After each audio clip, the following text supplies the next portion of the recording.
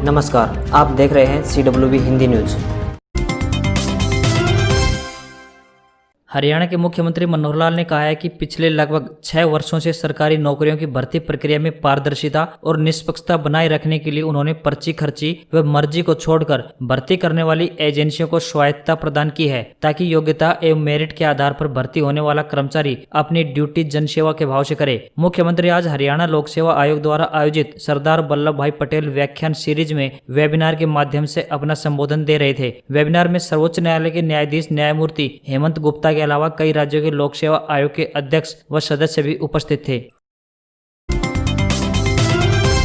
हरियाणा के मुख्यमंत्री मनोहर लाल खट्टर का कांग्रेस के पूर्व अध्यक्ष राहुल गांधी की किसान यात्रा को लेकर कहना है कि राज्य में कानून व्यवस्था से खिलवाड़ करने का अधिकार किसी को नहीं है। सीएम ने कहा कि शांतिपूर्वक कोविड के नियमों का पालन करते हुए अपनी यात्रा निकाले और राहुल हरियाणा आए, कोई दिक्कत नहीं। मंत्री का कहना है कि लोकतंत्र में सभी को अपनी बात रखने का अधिकार है। मुख्यमंत्री ने पत्रकारों के सवालों के जवाब में कहा कि राहुल गांधी की किसान यात्रा को लेकर हरियाणा में आने पर कोई आपत्ति नहीं है। महामारी कोरोना काल में किसी प्रकार की भीड़ एकत्रित करना, जुलूस निकालना ठीक नहीं है। राज्य में कानून व्यवस्था भंग करने का अधिकार किसी के पास नहीं है। शांतिपूर्वक प्रदर्शन और किसान रैली करें, किसी को कोई आपत्ति नहीं है, उनका स्वागत है। कोरोना की रफ्तार थमने की बजाय दोगुनी तेजी से बढ़ती जा रही है। अब डिप्टी सीएम दुष्यंत चौटाला भी कोरोना से ग्रस्त हो चुके हैं। यह जानकारी पंचकुला की civil surgeon doctor Jasmeet Kaur ने दी है। साथ ही डिप्टी सीएम ने भी ट्वीट कर अपने कोरोना संक्रमित होने की जानकारी दी है। स्वास्थ्य विभाग के अनुसार डिप्टी सीएम को होम आइसोलेट भी कर दिया गया है। इसके अलावा मंगलवार को ही 78 मरीजों को भी कोरोना की पुष्टि हुई है और 2 मरीज अपनी जान भी गंवा चुके हैं। बता दें कि पंचकुला में कोरोना की रफ्तार तेज होने के कारण संवेदनशील जिले में शामिल किया जा चुका है। हरियाणा सरकार राष्ट्रीय राजधानी क्षेत्र में प्राकृतिक संरक्षण क्षेत्रों के तहत वन, कृषि और हरित क्षेत्र की जमीनी सच्चाई यानी ग्राउंड रिपोर्ट का सैटेलाइट इमेज और राजस्व रिकॉर्ड के साथ मिलान करेगी। हरियाणा के मुख्यमंत्री मनोहर लाल ने यह जानकारी आज यहां वीडियो कॉन्फ्रेंसिंग के माध्यम से केंद्रीय आवास और शहरी मामलों के राज्य मंत्री हरदीप सिंह पुरी की अध्यक्षता में हुई राष्ट्रीय राजधानी क्षेत्र योजना बोर्ड की 39वीं बैठक के दौरान दी। बैठक में NCR क्षेत्र, सब रीजनल योजनाओं, हरियाणा के राष्ट्रीय संरक्षण क्षेत्र से संबंधित विभिन्न मुद्दों पर गहन चर्चा हुई। इसके अलावा NCR में जल संरक्षण जैसी यमुना नदी में प्रदूषित जल स्तर और सड़क दुर्घटनाओं में वृद्धि दर जैसे विभिन्न मुद्दों पर भी विस्तार से चर्चा की गई।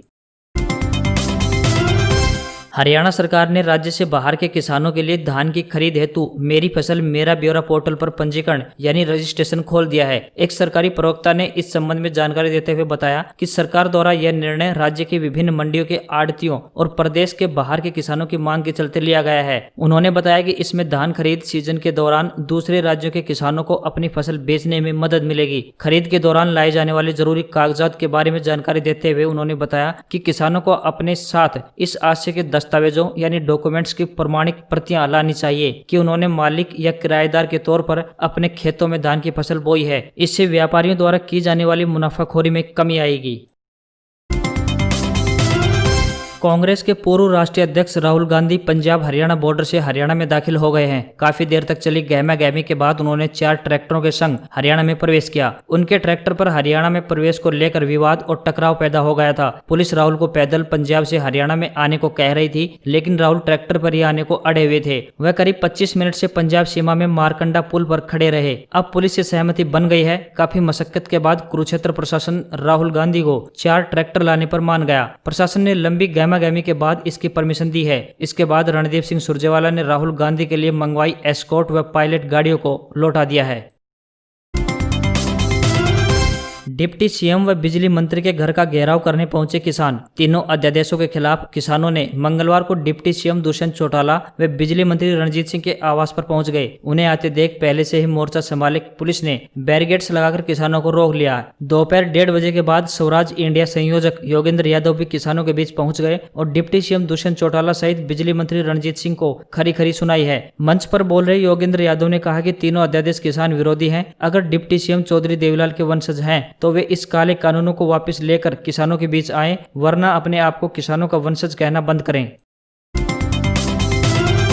कॉलेज फीस अब 3 किस्तों में जमा करवा सकेंगे विद्यार्थी। दूसरी मेरिट लिस्ट 10 को, पहली किस्त 2 किस्तों में 30-30 और आखिरी किस्त 40% की होगी। इतना ही नहीं, जो विद्यार्थी एक समय में पूरी या फिर 2 किस्त में फीस भरना चाहें तो वो भी ऑप्शन साइट पर उपलब्ध रहेगा। वहीं विभाग ने फीस जमा करने की तारीख को भी 2 दिन आगे बढ़ाते हुए 8 अक्टूबर कर दिया है। पहले फीस 6 अक्टूबर तक जमा करवानी थी। इतना ही नहीं, दूसरी मेरिट लिस्ट अब 8 अक्टूबर की जगह 10 अक्टूबर को जारी होगी।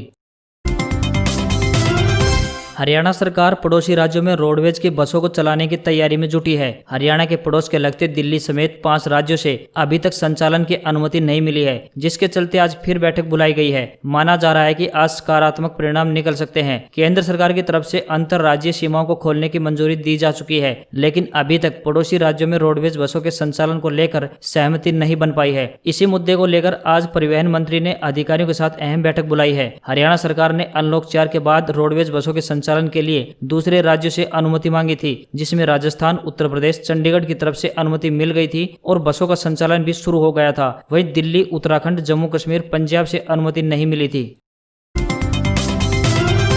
हरियाणा के मुख्य निर्वाचन अधिकारी अनुराग अग्रवाल ने बड़ौदा उपचुनाव की तैयारियों की समीक्षा की और आवश्यक प्रबंधों की कार्य योजना बनाई। इसके चलते मतदान केंद्रों की संख्या में वृद्धि के साथ साथ समय भी बढ़ा दिया गया है। डिजिटल तरीके से नामांकन के अलावा चुनाव लड़ने की फीस भी ऑनलाइन जमा करवाई जा सकेगी। प्रत्याशी को बाद में प्रिंट निकलवा कर अधिकारी के पास जमा करवाना होगा। बड़ौदा में 3 नवंबर को मतदान होगा, जबकि नतीजे 10 नवंबर को आएंगे।